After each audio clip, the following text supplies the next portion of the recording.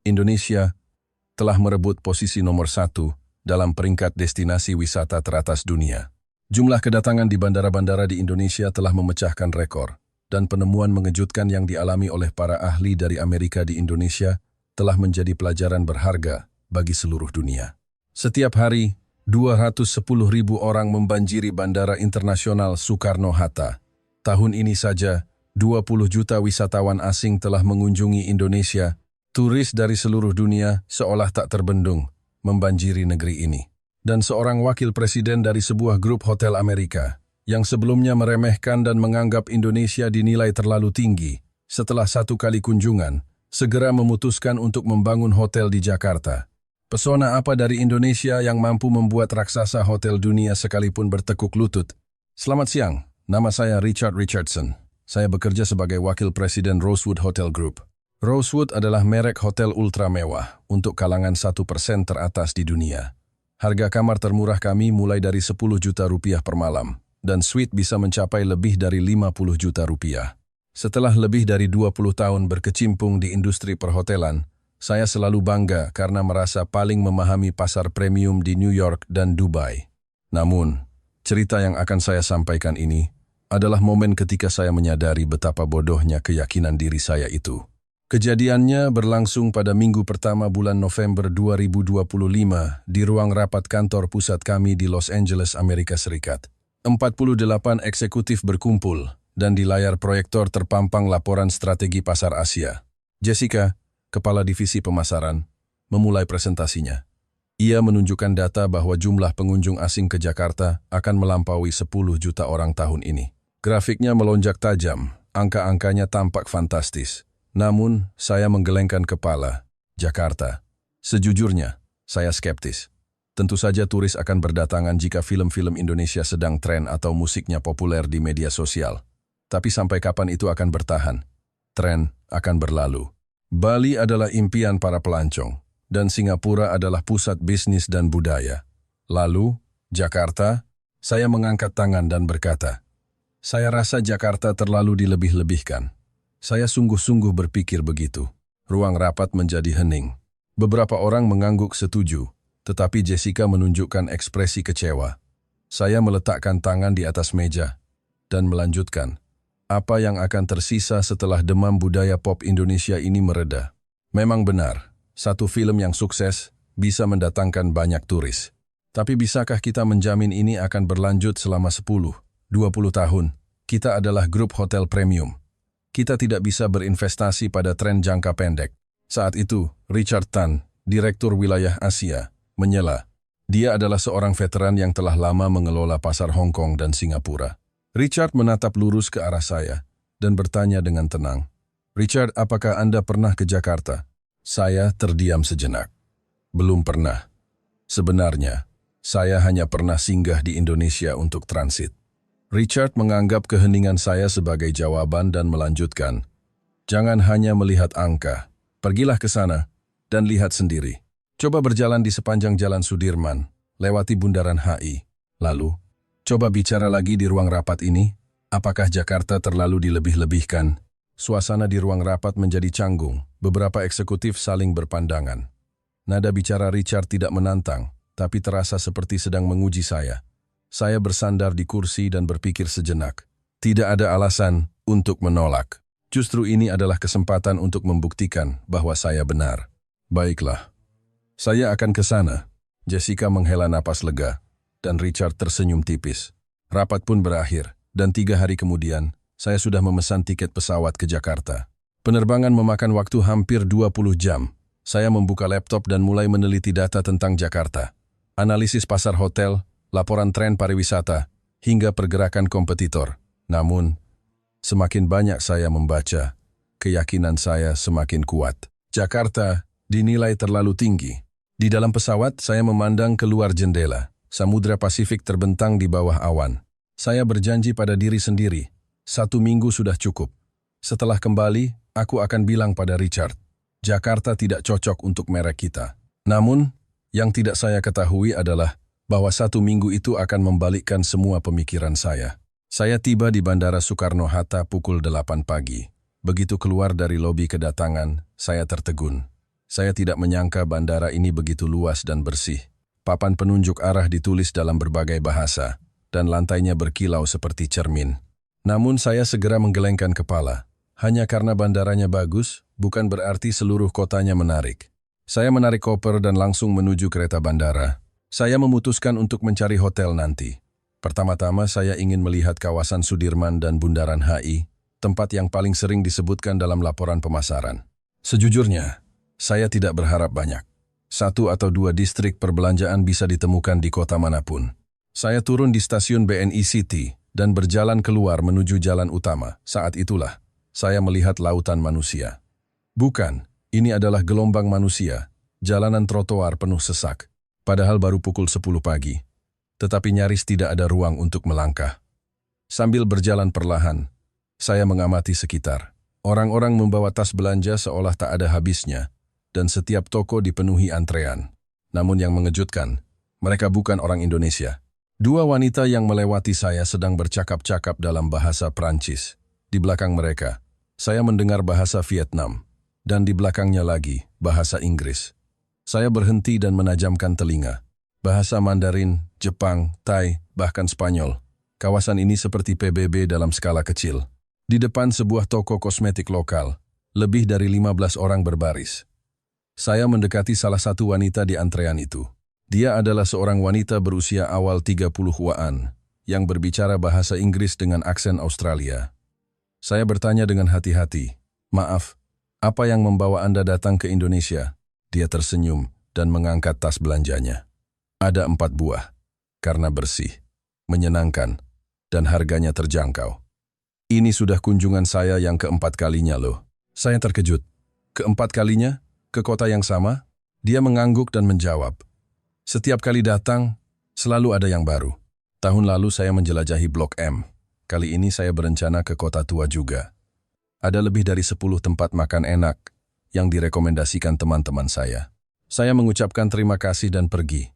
Tapi pikiran saya berkecamuk. Kota yang dikunjungi sampai 4 kali? Ini bukan Paris atau London. Saat berjalan lebih jauh, saya melihat pemandangan lain. Di depan sebuah warung sate kaki 5 yang sederhana. Antreannya panjangnya sekitar 10 meter. Saya heran. Hanya untuk sate, mengapa mereka mau menunggu selama ini? Saya mendekati seorang pria di belakang antrean. Dia bilang dia dari Kanada. Apakah sate ini begitu terkenal? Dia mengeluarkan ponselnya dan menunjukkan sebuah video. Itu dari TikTok. Ratusan ribu suka, ribuan komentar. Ini viral di media sosial. Makanan Indonesia apapun, rasanya enak. Nasi goreng yang saya makan kemarin juga luar biasa. Saya mengangguk, tapi masih belum bisa memahaminya. Menunggu 30 menit demi konten media sosial? Namun ekspresi pria itu sangat serius. Dia tampak benar-benar menantikannya. Menjelang sore, orang semakin banyak. Jalanan di sekitar Bundaran HI benar-benar lumpuh. Saya berdiri di tengah keramaian dan memandang ke sekeliling. Toko kosmetik, toko pakaian, kafe, restoran, semua tempat dipenuhi oleh orang asing. Dan mereka semua tampak bersenang-senang. Saya duduk di sebuah bangku dan mengeluarkan buku catatan. Saya menulis, kawasan pusat Jakarta lebih ramai dari perkiraan. Rasio orang asing tampaknya lebih dari 80%. Namun ini bisa jadi fenomena sementara, mungkin karena demam budaya pop. Saat itu, sepasang kekasih dari Indonesia duduk di sebelah saya. Mereka membuka peta dan mendiskusikan tujuan berikutnya. Saya diam-diam melirik peta mereka. Ada lebih dari 20 lingkaran merah. Monas, Kota Tua, Ancol, Kemang, Pik. Jadwal mereka sangat padat. Saya bangkit dan mulai berjalan lagi. Butuh waktu 30 menit untuk mencapai ujung jalan, yang biasanya bisa ditempuh dalam 10 menit. Menerobos kerumunan orang memakan waktu 2 hingga 3 kali lipat. Pukul 6 sore, jalanan menjadi semakin terang. Lampu-lampu neon menyala, papan reklame berkilauan, dan orang-orang masih terus berdatangan. Saya berhenti dan berpikir, apakah ini benar-benar fenomena sementara? Mungkinkah begitu banyak orang datang dari negara yang begitu jauh sesering ini hanya karena tren? Keraguan mulai muncul. Tapi saya masih belum yakin. Melihatnya selama 1 hari tidaklah cukup. Saya harus melihat lebih banyak. Saya harus berjalan lebih jauh. Saya memanggil taksi dan memandang keluar jendela. Jalanan masih terang. Orang-orang masih berjalan. Dan saya bergumam dengan suara pelan. Ada sesuatu di kota ini. Sambil meninggalkan kawasan pusat, saya mengeluarkan ponsel. Sudah waktunya mencari penginapan. Saya membuka aplikasi pemesanan hotel. Saya pikir, hotel bintang 4 yang layak sudah cukup. Tidak harus sekelas Rosewood. Saya mengetik Sudirman di kolom pencarian. Hasilnya mengejutkan. Tidak ada satupun kamar yang tersedia. Saya mencari lagi, mengira mungkin saya salah lihat. Tapi hasilnya sama. Grand Hyatt, Mandarin Oriental, Hotel Indonesia Kempinski semuanya penuh. Saya bingung. Ini bukan hari libur nasional atau ada acara besar. Kenapa bisa tidak ada kamar? Saya memperluas area pencarian. Saya coba SCBD. Sama saja. The Ritz-Carlton, Alila, Langham semuanya penuh dipesan.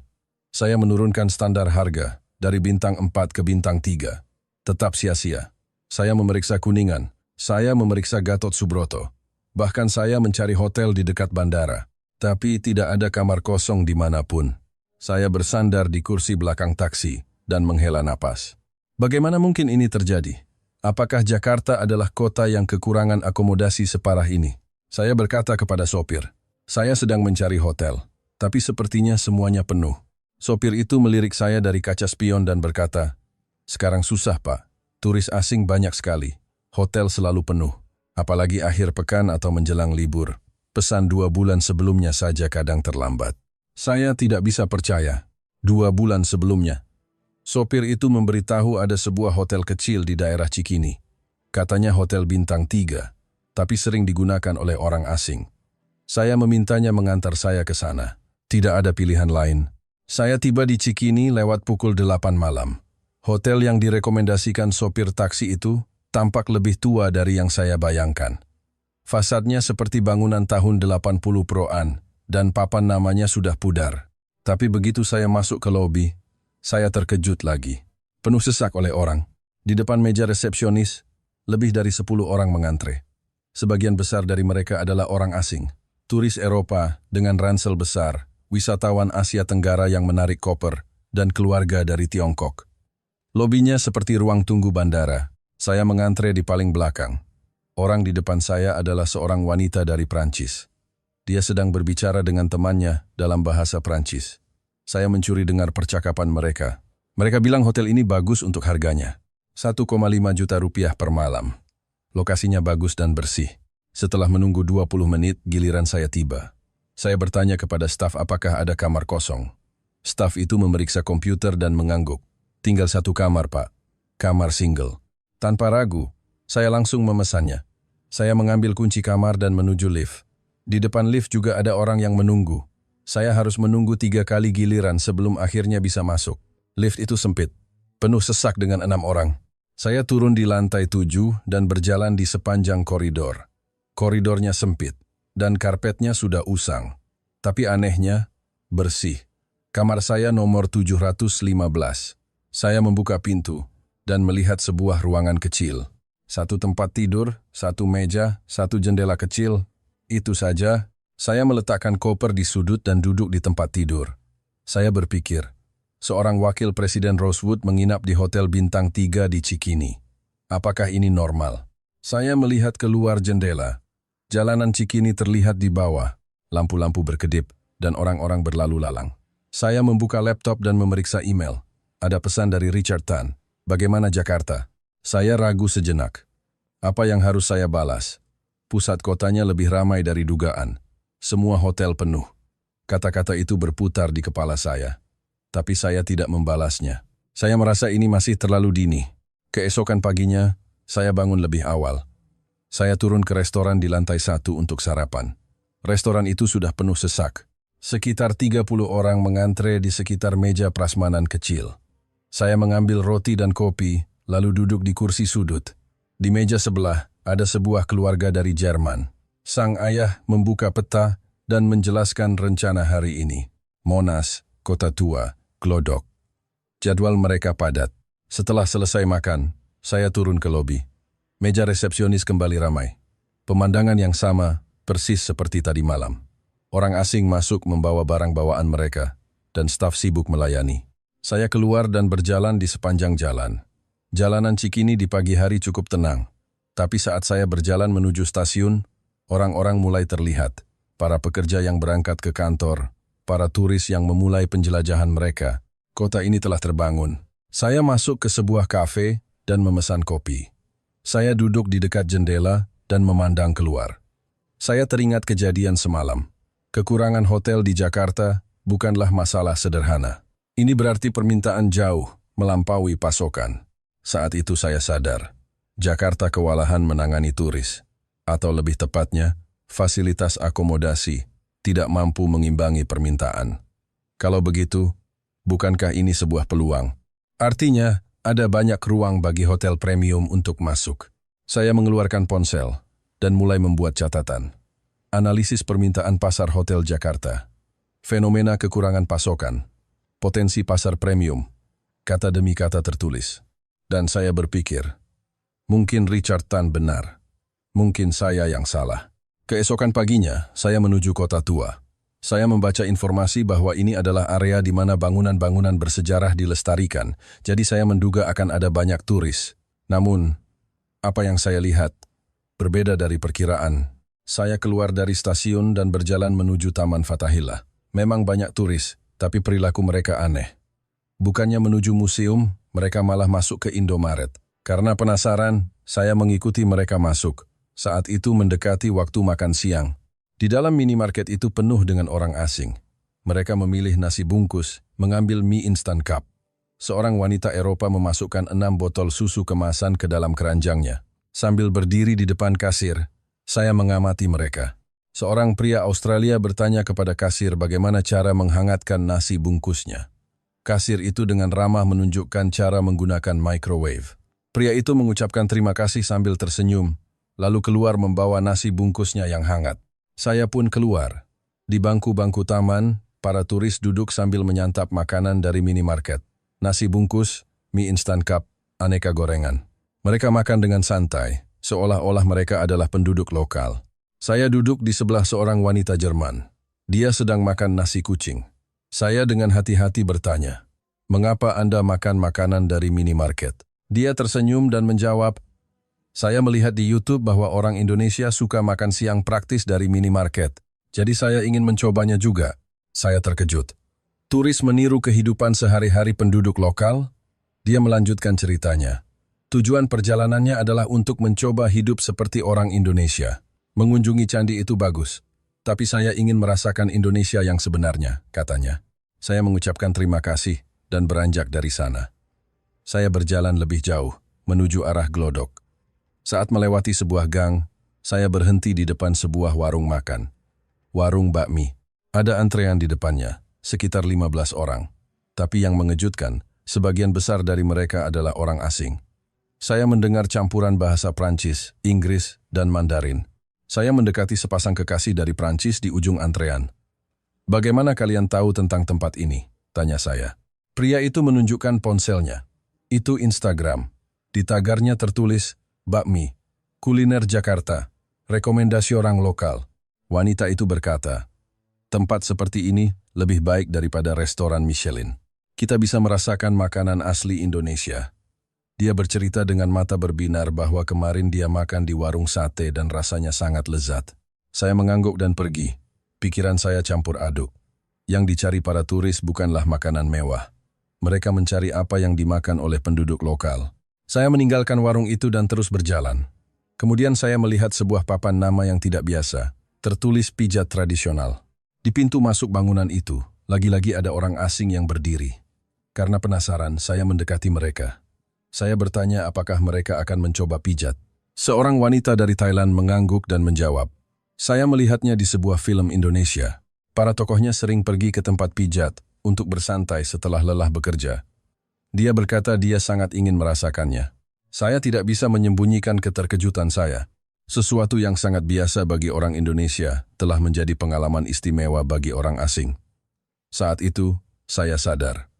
Orang-orang ini tidak datang untuk berwisata. Mereka datang untuk mengalami kehidupan di Indonesia. Makanan minimarket, warung di pinggir jalan, toko kosmetik lokal, tempat pijat tradisional, semua ini adalah pengalaman khusus bagi mereka. Saya masuk ke sebuah kafe dan duduk. Saya membuka buku catatan dan mulai menulis apa yang saya lihat hari ini. Wanita Jerman membeli nasi bungkus di minimarket. Pasangan Prancis mengantre di warung bakmi. Wanita Jepang mencari kosmetik lokal. Turis Thailand menuju tempat pijat tradisional. Dan saya menulis kesimpulannya, pariwisata di Jakarta tidak berpusat pada tempat wisata. Mereka ingin mengalami kehidupan. Saya memandang keluar jendela. Jalanan masih ramai oleh orang-orang. Wisatawan dengan ransel, turis dengan tas belanja. Mereka semua mencari sesuatu. Dan sesuatu itu bukanlah museum atau monumen. Sore harinya, saya kembali ke arah pusat kota. Saat berjalan, saya berhenti di depan sebuah apotek. Di dalamnya juga ada orang asing. Mereka sedang memilih masker wajah dan produk perawatan kulit. Dalam perjalanan kembali ke hotel, saya mampir ke Indomaret. Saya juga membeli sebungkus nasi, rasa rendang. Di kamar hotel, saya membuka bungkusnya dan menggigitnya. Rasanya lumayan. Tidak istimewa, tapi tidak buruk. Dan saya berpikir, sepertinya saya mulai mengerti alasan para turis memakannya. Ini bukan tentang makanan, ini tentang pengalaman. Pengalaman hidup seperti orang Indonesia. Saya membuka laptop dan mulai menulis email untuk Richard Tan. Tapi saya menulis dan menghapusnya berulang kali. Saya belum bisa merumuskan apa yang harus dikatakan. Saya harus melihat lebih banyak. Saya harus mengalami lebih banyak. Saya melihat keluar jendela. Malam di Cikini tenang, tapi saya tahu, besok jalanan akan kembali dipenuhi orang. Dan mereka akan kembali mengalami keseharian di Indonesia. Ini bukan sekadar perjalanan. Ini adalah sebuah perendaman diri. Perjalanan yang masuk ke dalam kehidupan. Keesokan paginya, saya menuju kawasan Blok M. Saya mendapat informasi bahwa ini adalah area yang disukai anak muda dan ekspatriat. Dari pintu masuk MRT, sudah terlihat kerumunan turis. Orang-orang menelusuri gang-gang sempit di area Little Tokyo, berfoto dengan latar belakang mural dan kedai-kedai ramen yang ramai. Saya berjalan perlahan. Saat itu adalah musim kemarau, tetapi beberapa pohon tabebuya masih berbunga, memberikan sentuhan warna pink yang indah. Ketika saya sampai di sebuah rooftop bar yang menghadap ke hiruk-pikuk jalanan, saya bisa melihat perpaduan unik antara kehidupan lokal dan turis. Saat sedang duduk beristirahat di sebuah kafe, saya mendengar percakapan dalam bahasa Inggris dengan aksen British, seorang pria paruh baya, dan putranya yang berusia sekitar 10 tahun. Pria itu sedang memotret suasana jalanan dengan kamera profesional, sementara putranya berpose di depannya. Pria itu berkata kepada putranya, "Tahun lalu kita juga memotret di sudut ini. Waktu itu lebih banyak mural keren di sana." Saya menajamkan telinga. "Tahun lalu juga datang?" Saya memberanikan diri bertanya kepada mereka. Pria itu mengangguk dan berkata bahwa mereka pertama kali datang November tahun lalu. Dia bilang energi Blok M sangat menular, jadi tahun ini mereka datang lagi. Teman-teman di Inggris terus membicarakan betapa dinamisnya Jakarta, jadi saya penasaran. "Ternyata benar-benar luar biasa," katanya. Putranya menyela. "Banyak sekali kafe-kafe keren." Dia bilang di Inggris tidak ada tempat yang begitu hidup dan penuh kejutan di setiap sudutnya. Sang ayah menambahkan bahwa kehidupan malam di Jakarta sangat istimewa. Saya bertanya lebih lanjut. "Selain suasana ini, adakah alasan lain?" Pria itu menjawab, "Makanannya enak, orang-orangnya ramah, dan kotanya, meskipun kacau, tapi terasa hidup. Dan yang terpenting, aman. Saya tidak khawatir membawa putra saya berjalan-jalan." Dia bilang tahun lalu mereka hanya tinggal 2 hari, tapi tahun ini mereka berencana seminggu. Mereka juga berencana pergi ke Yogyakarta dan Bali. Putranya menarik tangan ayahnya, dan pria itu pamit kepada saya. Saya memandangi punggung mereka dan berpikir, kunjungan kedua, artinya tempat ini layak untuk dikunjungi kembali. Saya mengeluarkan ponsel dan menulis catatan. Peningkatan jumlah pengunjung berulang, peningkatan wisata keluarga, keamanan dan kenyamanan. Dan saya mengirim pesan singkat kepada Richard Tan. Ada sesuatu di kota ini. Ini lebih dari sekadar destinasi wisata. Saya turun dari kafe dan berjalan menyusuri gang-gang lagi. Di sebuah kedai kopi kecil yang hanya memiliki 5 meja, semua kursi terisi. Semuanya orang asing. Setelah menunggu sekitar 10 menit, saya mendapat tempat duduk dan memesan kopi. Sambil minum, saya memandangi pemandangan di luar. Turis yang lewat berhenti untuk berfoto, berjalan lagi, lalu berhenti lagi. Di dinding kafe tergantung foto-foto Jakarta dari berbagai sudut. Gemerlap SCBD di malam hari, ketenangan Kepulauan Seribu, keramaian Car Free Day. Saya mengeluarkan buku catatan. Saya merangkum apa yang saya lihat hari ini. Kunjungan kembali ayah dan anak dari Inggris. turis yang datang untuk merasakan dinamika kota, keindahan Jakarta yang beragam. Dan saya menulis satu baris lagi. Jakarta menawarkan pesona yang berbeda di setiap sudutnya. Ini bukan acara satu kali, melainkan fenomena urban yang terus berkembang. Saat keluar dari kafe, saya kembali menyusuri jalan. Sebuah pintu rumah tua terbuka, memperlihatkan halaman dalam yang asri. Di tengah kota yang sibuk, ada ketenangan. Blok M adalah tempat di mana masa lalu dan masa kini hidup berdampingan. Bangunan tua dan kafe modern, gang-gang yang tenang dan turis yang ramai berpadu secara harmonis. Saya mampir ke sebuah warung soto Betawi untuk makan malam. Rasanya gurih namun kaya rempah. Setelah makan, saya kembali naik ke rooftop bar tadi. Kali ini tidak ada siapa-siapa. Saya duduk di bangku dan memandangi gedung-gedung pencakar langit Jakarta. Di kejauhan, gedung-gedung tinggi SCBD menjulang. Masa lalu dan masa kini dalam satu bingkai. Saya mengambil foto dengan ponsel dan memandanginya lama. Kota ini istimewa. Tempat yang berhasil melakukan modernisasi sambil tetap mempertahankan budaya dan tradisinya. Sepertinya saya mengerti alasan ayah dan anak dari Inggris itu datang untuk kedua kalinya. Jakarta bukanlah tempat yang cukup dilihat sekali. Tempat ini menunjukkan wajah yang berbeda setiap saat, dan itu mungkin tidak hanya berlaku untuk Blok M, tapi seluruh Jakarta. Hari mulai senja. Saya menuruni tangga. Dalam perjalanan kembali ke hotel, saya memeriksa balasan dari Richard Tan. Dia meminta laporan yang lebih rinci. Saya tidak membalas, masih ada yang harus saya lihat. Hari kelima saya di Jakarta. Saya sedang dalam perjalanan menuju sebuah restoran di SCBD.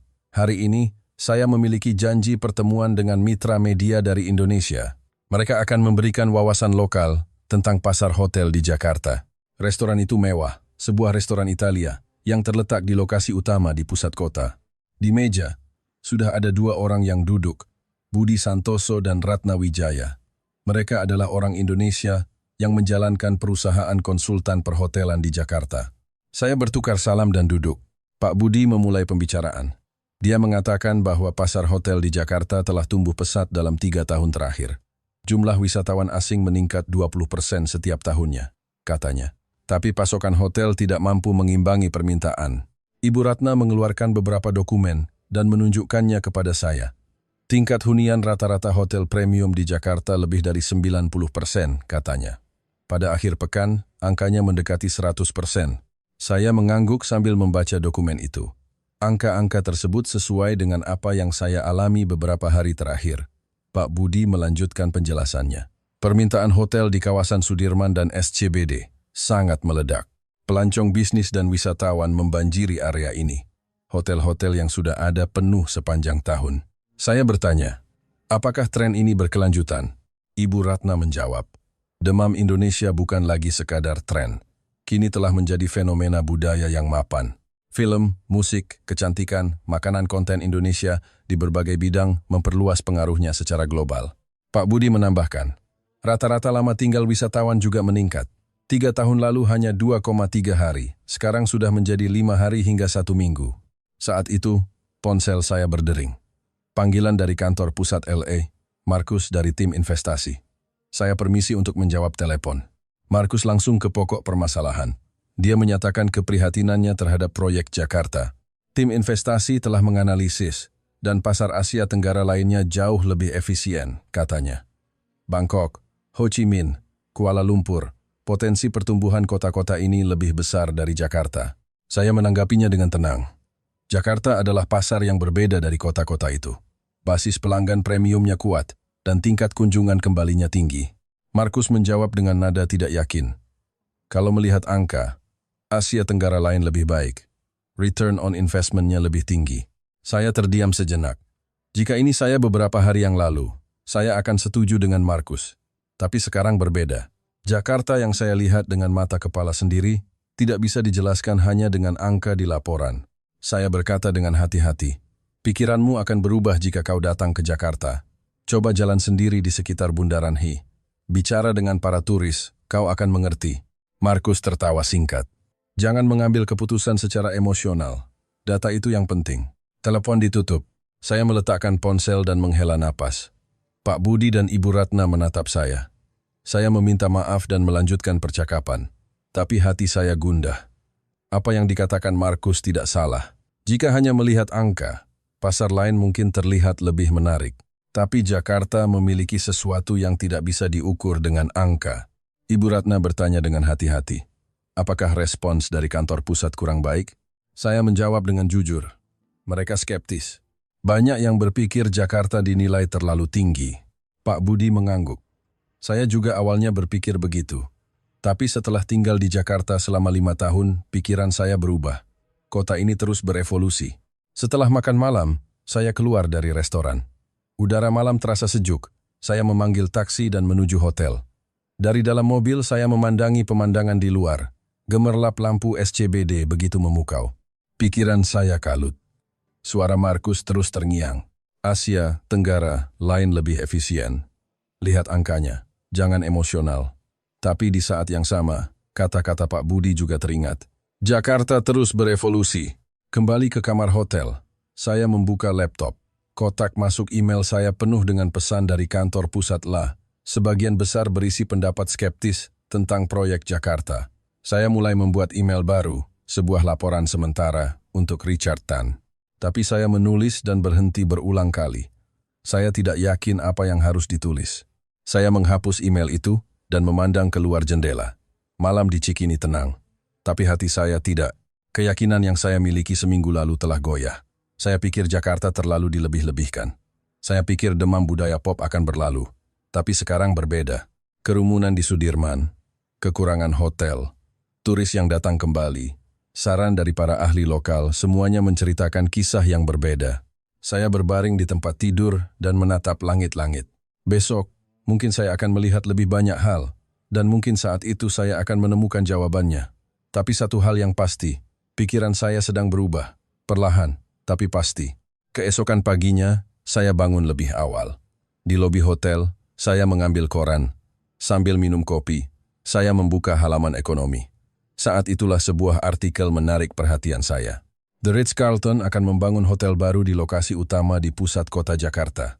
Skala investasi, 3 triliun rupiah. Rencana dibuka akhir tahun 2027. 300 kamar. Bertujuan menjadi hotel termewah di Jakarta. Saya meletakkan koran dan duduk termangu. The Ritz-Carlton, kompetitor langsung kami. Mereka telah bergerak lebih dulu. Saya membaca kembali artikel itu. Ada wawancara dengan perwakilan Ritz-Carlton untuk Asia. Potensi pasar Jakarta sangat besar, katanya. Kami melihat tren peningkatan wisatawan asing akan terus berlanjut. Permintaan hotel premium melebihi pasokan. Analisis yang sama persis dengan yang saya amati selama beberapa hari ini. The Ritz-Carlton juga melihat hal yang sama, dan mereka sudah bertindak. Saya mengeluarkan ponsel dan membuka kalkulator. Jika dibuka pada 2027, itu berarti sekitar 2 tahun dari sekarang. Jika kita memutuskan sekarang pun, butuh waktu setidaknya 3 tahun untuk pengadaan lahan, desain, dan konstruksi. Artinya, saat kita buka, Ritz-Carlton sudah mendominasi pasar. Pasar hotel premium itu sempit, lapisan pelanggan teratas terbatas. Merek yang masuk lebih dulu biasanya akan unggul.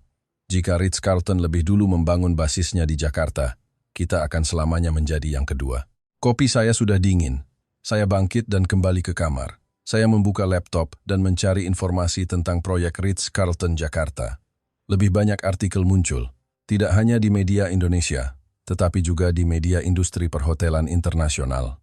Sebuah artikel menyebutkan bahwa, selain Ritz-Carlton, Andas juga sedang mempertimbangkan untuk masuk ke Jakarta.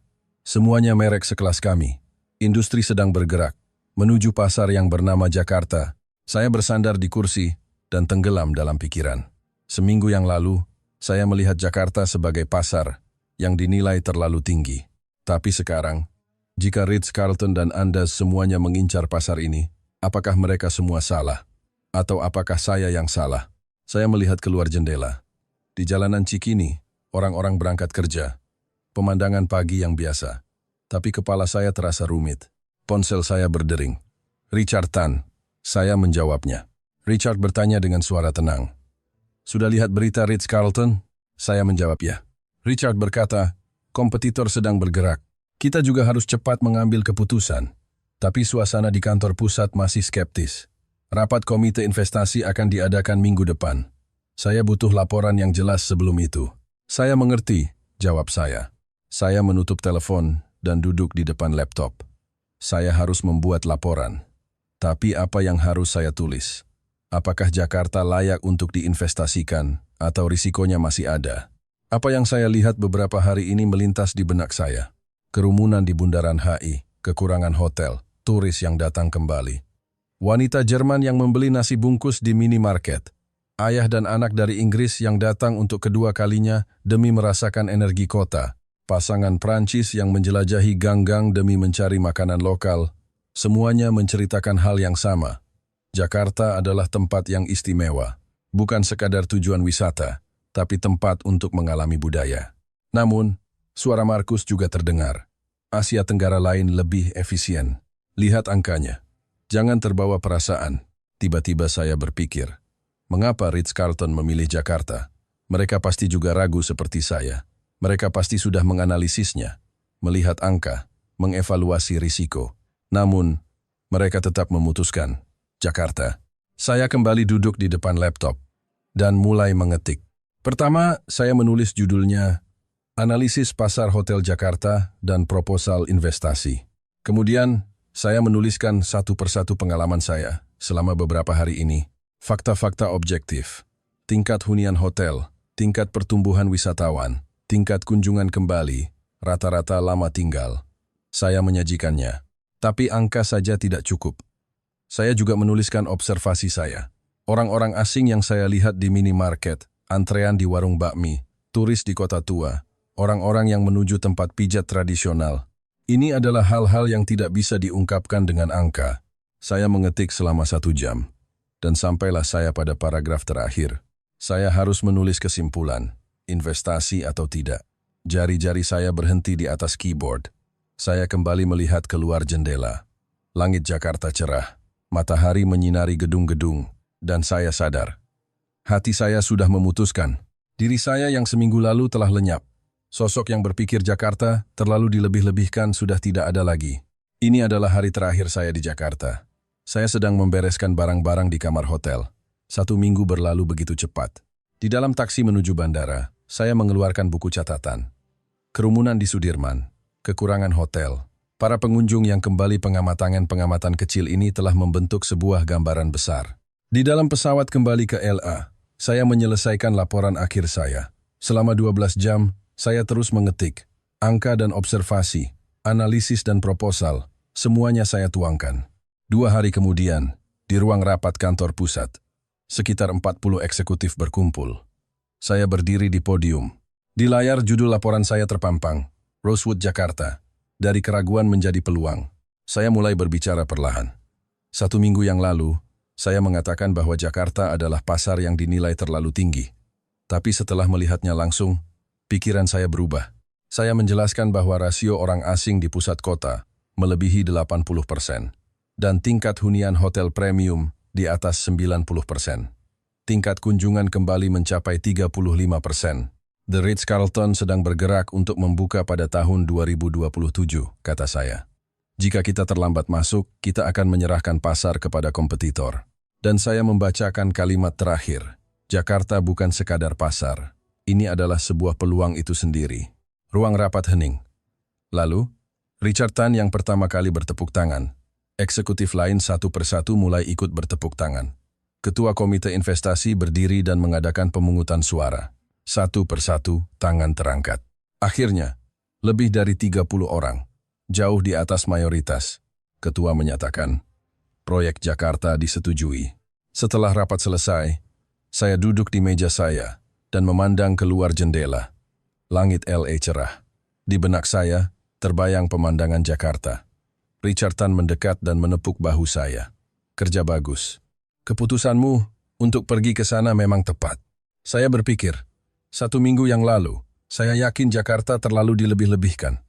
Tapi setelah melihatnya langsung, semuanya berubah. Keramaian di Sudirman, kekurangan hotel, turis yang datang kembali semuanya menceritakan kisah yang sama. Jakarta itu istimewa. Saya membuka laptop dan mengirim email pertama kepada tim operasional di Jakarta. Mulai cari lokasi potensial. Fokus di area Sudirman dan SCBD. Saya kembali memandang keluar jendela dan bergumam. Sampai jumpa di Jakarta. Rosewood, Jakarta.